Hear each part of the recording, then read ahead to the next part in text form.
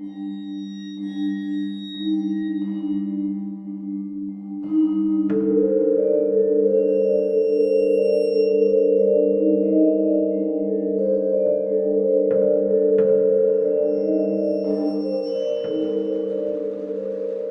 hello, and welcome to Al Dente Rigamortis. I'm Review Cultist. I'm Dr. Leviathan. And I'm Mikey, the E stands for evil. And we're here to discuss those internet stories, most creepy and most pasta. Tonight we have Cold Metal Coffin. For Robovember! Beep, boop, beep. Bitches. Yeah. So, yeah, it's Robovember now, so we're doing robot-themed creepypastas, and man, did I have to scrounge to find them. This one, Cold Metal Coffin, was found on Creepypasta.wikia. It's by MacDee. Check it out there. There's not... I looked around, I didn't see anything on YouTube for readings, so... but yeah, we'll just kind of dive right into this one. Oh, yeah. And if you don't know what creepypastas are, go Google it. If you don't know what robots are, move out from under the rock. Yeah. So anyway, the story is narrated rather internally by a mind trapped within a fully robotic body and unable to fight pre-programmed protocols as he works yet another shift at a restaurant. It's suggested that he was in a car accident and had a wife and a son, and that the doctors saved him, in quotes, but by placing his brain into a robot. Angry and frustrated by the programming that prohibits his actions and complaints against the harassments of his fellow employees and customers, specifically the maitre d', who constantly abuses him and just rubs it all in his face. Or whatever he has for a robot. When in the kitchen and told to cut some steak for the stew, he finds a loophole in the programming. They said to cut the steak, and he's out of steak, but they didn't tell him to stop.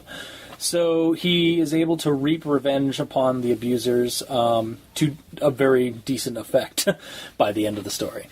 That's pretty much the rundown for this one. It was a short pasta. So yeah, it's a short one, but I liked the presentation of it because it's like this personal horror of being trapped in your own body and not being able to do anything about it or being helpless about it. Kind of like being a paraplegic or like just like being helpless and like people abusing you and not being able to do anything or being completely helpless.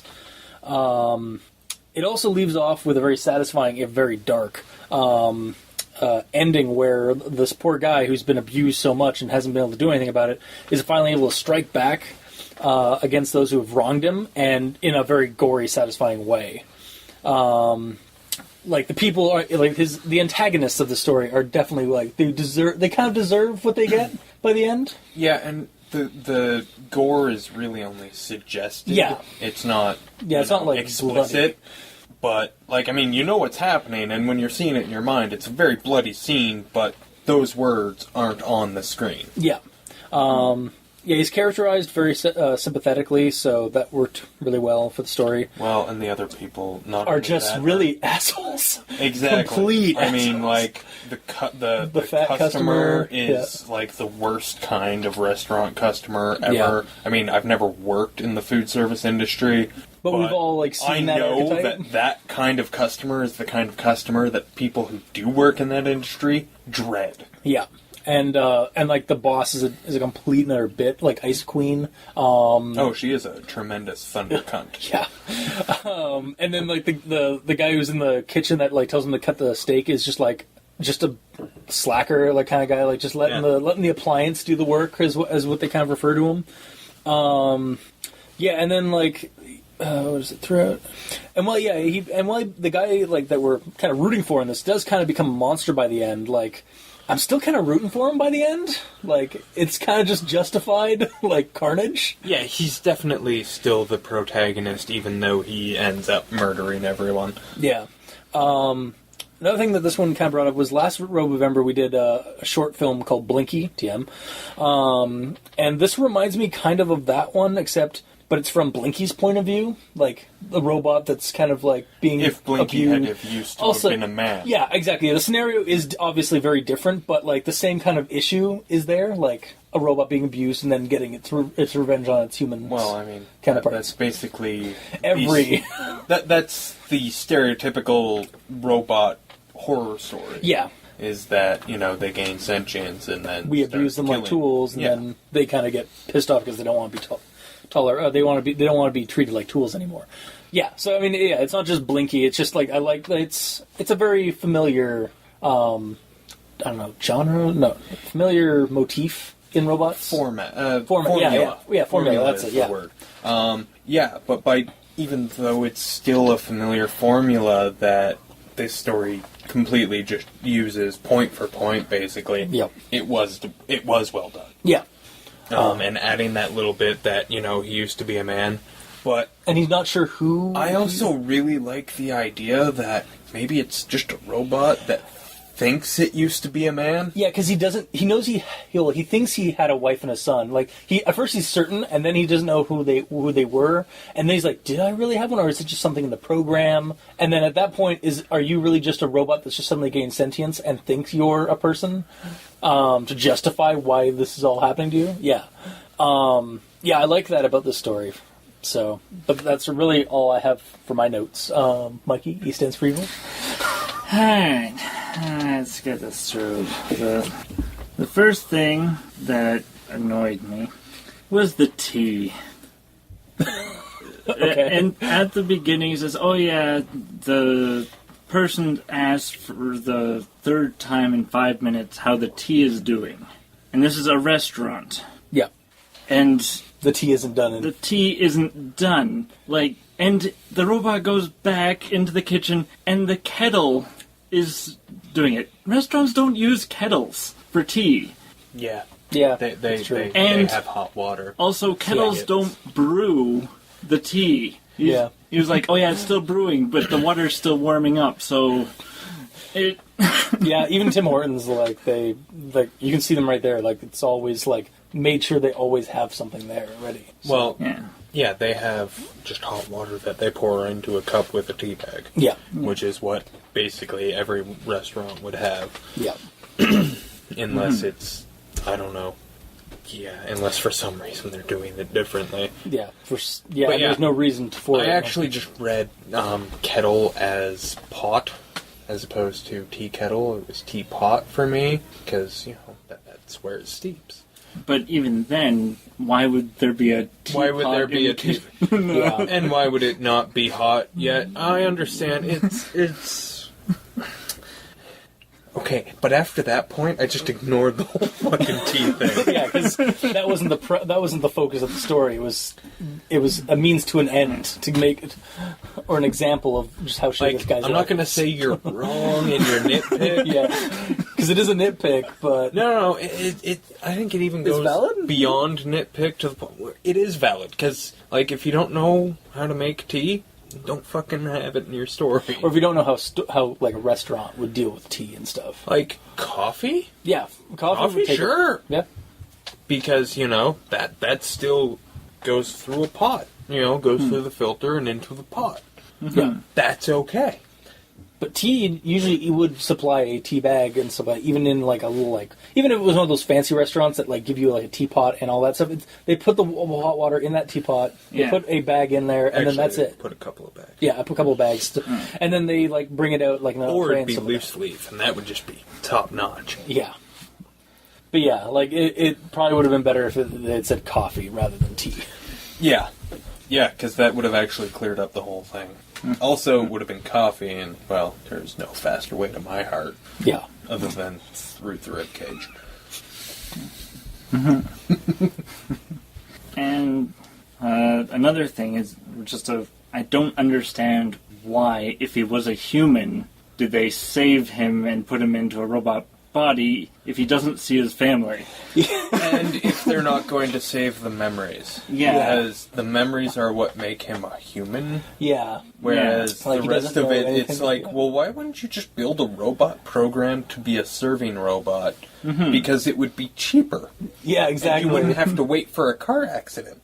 Yeah, also, like, they're going through a lot of trouble to have these, like, protocols that, like, control the brain of a human. Well, I mean, like, I understand the human brain is one of the most sophisticated computing pieces of, like, that we know of. Yeah. But, I mean, like, there's gotta be an easier way than trying to, like, shoehorn in programming to control that. Which actually supports the theory that it was never a human being at all. That's true, yeah. And that's fun. Yeah. Because now it's more closely to Robovember. Oh, robots in general. Well, exactly. Now it's more like small-scale Terminator. Yeah. I get, well, the way he's described, because they do describe him a little bit, like he realizes that he has like these like weird like spidery things for hands and treads rather than just legs and stuff like that. So I could think of Johnny Five. No. But like, He explains that he rolls, not walk. He has no legs. Jesus, I have no legs. And then he says, and this is a very valid question, which off the top of your head I'd like you to answer. What were those robots on Doctor Who called? Daleks. Cyborgs, technically. Yeah, but so is he. Technically, Well, yes. I mean, if you want to get technical, the Daleks are actually just aliens in power armor, but not cybernetics. Yeah. So. Yeah, but I mean, like, to anybody who's not, like, I get where you're saying, like, because, like, but we all know that because we're fucking nerds. Like, anybody who, like, just, like, knows Doctor Who because it's so ingrained in, like, mainstream pop culture. That's how I know Doctor Who. I've never watched a single episode in my life, and even I knew that there's a living organism inside the Dalek. Okay. Now, granted, I know a lot of Whovians. That is also true. But I didn't even learn it from them. I learned it in some sort of documentary or something. Which, again, I wouldn't assume that everyone... Okay, yeah. We know it because we're big fucking nerds. Yeah. However, I'm still not a Whovian. It's fine.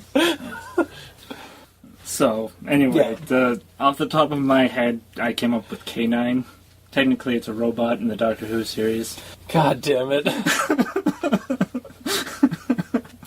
Yeah, but, Mikey, you're special. The E stands for evil. K9 rolls. No, he doesn't. Doesn't he, like... Oh, does he? Oh, no, he does roll. Yeah, shit. He does. This is not Doctor Who. Rigor mortis. But it was mentioned in the creepypasta, so... Oh, God. It's your own fault. Apparently. Anyway, so my other nitpick, it's near the beginning, where Carlos trips. He tells me not to get underfoot again. I'm very sorry. I am not a dog, you fat-nosed fuck. And I was just like, where the heck did dog come out of anywhere in the story before this point that he mentioned? I think it's Have you ever tripped over a dog? Because that's exactly what you say when you trip over a dog. Yeah. When a dog's underfoot, you're like, nah, fuck off, don't be underfoot. Yeah. Oh, which also kind of goes to explain, like, how small is this guy? Like, how small is this robot he's in? Well, too, like... He rolls, so clearly his base is wider than his that's body. what my brain, like, read, like, or, like, filled in, but, like, there was a moment, like, when I read that also where I was just like, so is he small? Like, is he, like... No, he probably has a wide wheelbase so that he doesn't tip over. That's true, yeah. Like Johnny Five. Yeah. Well, Johnny Five had treads. I never pictured treads like you. I know. I don't like not treads, but like I don't know. I was just picturing like a kind of like weird like servitor droid with wheels. So, but yeah. Yeah. And then later is explained that Jenny treats him like a dog, but that's not Carlos. Yeah, well. So he's already used to being treated like a dog, but that... Yeah, but I mean, also when you're being like forced into the servitor like archetype, or when you're being like kind of treated like that, like a slave, a lot of people like sometimes like the dog analogy comes in because you're like working like a dog, or your pet kind of thing. I don't know where I was going with that. My favorite part of this entire thing is the fact that they spent so much money to make a useless robot. Saving this man's consciousness, but, getting rid of all of his memories so that they could have room for the programming, and he's a fucking waiter. Yeah. Yeah. And and we're led to believe that he's a waiter before the accident. Yeah, because he was working at the he was restaurant already before. working there. It's like I don't want to step on anyone who is a waiter or waitress. I don't want to step on their toes, but no one's going to do that for you. I'm sorry. They're more likely going to build a waiter, a Waitatron 5000 and replace you. Yeah, no, as opposed to put your consciousness in it. Yeah. Yep.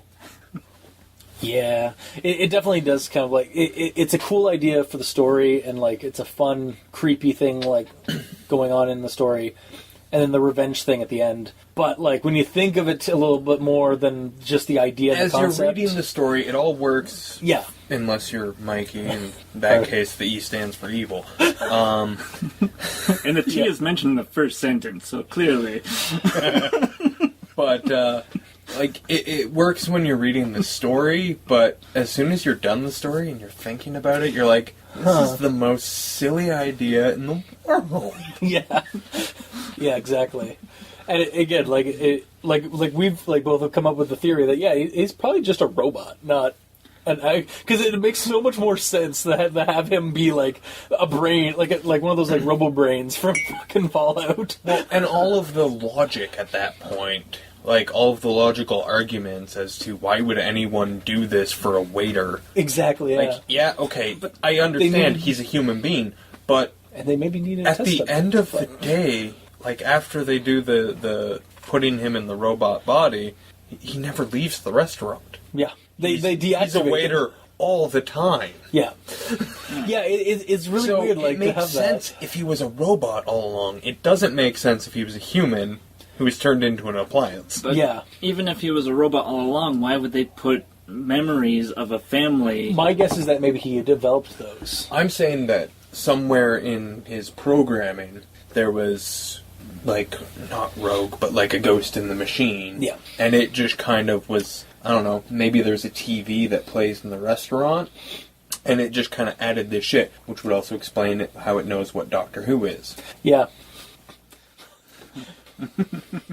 Now that's a lot of extrapolation, but It's not that It's- far-fetched yeah. for a TV to be on in a restaurant, yeah. restaurant. yeah, there's been I have like diners, normal restaurants even sometimes have them. but for- they usually just have sports and Yeah, but I mean, talk sometimes they have shows them. and I've yet to see a bar that has. But you know what? They Sci-fi. also could have had CNN on or some news, and maybe it talked about a car accident where a man was horribly injured, but his wife and son survived. on his way to a Doctor Who convention. His way to a Doctor Who convention. Yes, where he was going to cosplay as a Dalek. Of course. Hey man, I'm just doing what you do to us half the time of the show. So, You have to admit, it still makes more sense than saving in mind, of a but then deleting like 90% of it just so Yeah. that you could have a Waitatron 5000. yeah. Also, Yeah. like I just like the family like is like I mean I understand like the family was like oh well like they gave up on him or something like that. Yeah, and what does But, the family get out of this deal? Like, Exactly. do they get free dinner for Well, the rest of I'm their guessing life? they had to give him up because of the medical bills being too high. Oh yeah, they did mention that. Yeah, Like, they went through the procedure to save him, but then it's like, oh, we don't actually have enough money to keep him around. yeah. At that point, like like at that point, Why it's like, would well, the restaurant pay the bills? yeah, to keep this employee go like internal. And why doesn't the family just pull the cord and not... Yeah, see, at that point, like, yeah, like, I mean, I don't know much about the American, like, health center, which is what I assume this is based off of, like, what society this is based off of. But I'm pretty sure, like, it's like, once they hit, like, if a family can't afford an advanced robotics transfer of somebody who was, like, in critical, like, super serious condition from a car accident, I'm sorry, we're going to have to pull the plug, is the easier option than going into poverty. Yeah. To have your loved one be a robotic appliance at a restaurant. Mm-hmm. Yeah, I don't know. I guess it'd make take your kid to work day fun. We're gonna fill out all the placemats. Beep boop. Let's go, Daddy. Beep boop beep. Exterminate. What? What? That's what he starts doing. Yeah, pretty much, yeah. Gotta cut the steak. Gotta cut the steak. Yeah. Yeah, I'm still on board with the fact that he was actually a robot the whole time. Yeah. It just makes so much more sense than having it actually be a person. Like, I mean, if he was the CEO of some big company, I could get it, you know. Or But he's if just he a was like, or if he was some sort of like highly skilled individual. Yeah. But yeah, a waiter. I'm sorry. Not even the employee of the month. You can would get train a that monkey to do it. Yeah, and no offense to anybody who works in that industry, but like again, like for this story, like yeah, there's no reason for them to even put like he was employee of the month, like he was always on time and blah, blah, like was the best employee we ever had. It's like they would not have saved him for that. Exactly. And even though I said a monkey could do these people's job, they wouldn't do it as well as you. Hey, I don't want to offend someone just because of where they happen to work. Yeah, fair. Because that's not fair. I will insult people for lots of reasons, but not that. Yep. All right. Is there anything else to say about this one? I think we just kept going on about the robot, about the thing at hand. So I think it's pretty much been covered everything. It's not a very meaty pasta, except for all the steak. Wah, wah, wah. Yeah, I mean, like the villain. Yeah, like I said, like the antagonists, like the maitre d' and the customers were definitely like people you love to hate. Like you want to hate those people, and you want them to get their comeuppance. Or they're the people that when you see them in a restaurant, you're like, oh, I know what they're going to do to your food, and it's going to be funny watching you eat your dinner. Yeah. Yeah, so, I mean, when they finally do get their just desserts at the end, it was like, yeah, I don't hate the monster that's doing this to you guys. You guys it's like watching a horror movie or like a slasher flick that has like those obnoxious characters that get theirs. It's just like, no, Jason totally is in the right to kill you right now. Or whatever monster. So, yeah. Yeah, that's pretty much it. So, I don't know, I'll recommend this one, because, I mean, it's a short enough read, and it's fun to go through, like, this personal horror and then revenge story, so I liked it. I'll recommend it. Yeah, even I recommend it. I mean, aside from the logical flaws, like I said, you don't think about that while you're reading them. You only think about it after, and that's not a horrible thing. Yeah. And I'm not going to recommend it, but my reason is because it's actually a really angry creepypasta. Yeah, there was when he was, like, talking internally, he was a very angry person. But, I mean, he's kind of right in the right on being that angry, though, half the time. Yeah, but it's still angry, it's good that the anger sort of shows, but, I mean, he's a robot. I think what Mikey, the E stands for evil, is trying to say is that the anger that's coming through in the story might be coming from somewhere real. Yeah, no, that's true. The guy, we don't know is that at all, but trying to say? Because if it's not, I don't want to put words in it. Yeah. Well, I read the comments and it said it was the one guy's dream at one point, and he just turned it into a creepypasta. All right, so it is technically emotions coming from somewhere. Yeah. But again, even if that's the case, I mean, in the story it makes sense, because, I mean, this guy's been, like, day in, day out dealing with this bullshit of this job. I mean, hell, like, we've, at least some of us probably have had, like, this kind of instance where, like, they've had that shitty job that they, like, internally just want to fucking explode on their superiors or their fellow employees who are being complete assholes to them constantly. No? No, I just put my head down and go to work. Fair enough. In my opinion, that's how you deal with that. Yeah, realistically, that's how you would do it. Because you know what you're never going to accomplish by blowing up at someone. They're not going to change. Yeah. Your bosses, you can scream your head off at them all you want. You can even stab them. Your boss is still going to be a dumbass if he's already a dumbass. Yeah, fair. And the lazy coworkers, they're not going to get up off their ass. even with a wake-up call. Well, with the lazy coworkers, you gotta somehow shoehorn them into position where they get caught for being lazy. And even then, sometimes they don't get caught, or they get caught, but then nothing happens to them. Well, yeah. Yeah, and they just let it happen multiple times, and eventually they realize there's something going on. The stories are very thought-provoking for all of us, I think. Not really. I just mean in general, not just like that career talk or that job talk. No, my thought was, oh man, what if it was always just a robot? Yeah. And then I was done. So then we just kept talking about it. Yeah. All right. Fair enough. So yeah, a couple of recommends and one not recommend. What if that tea was always coffee?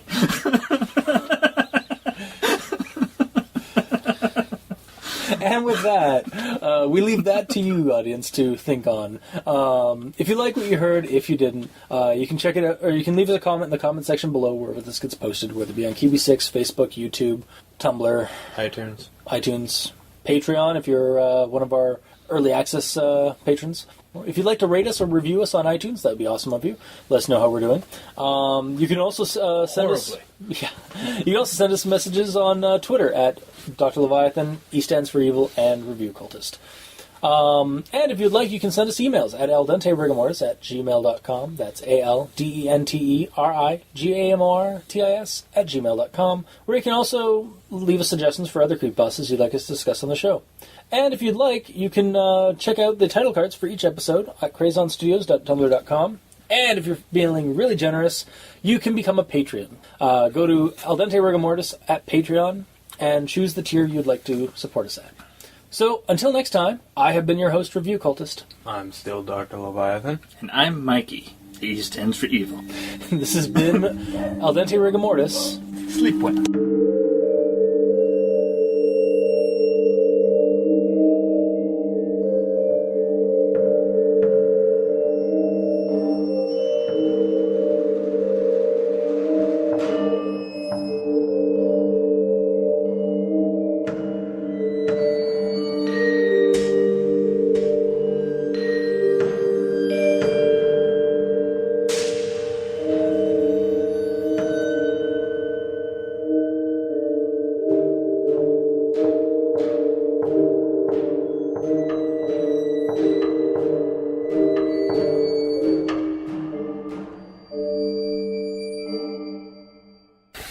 I'm sleepy.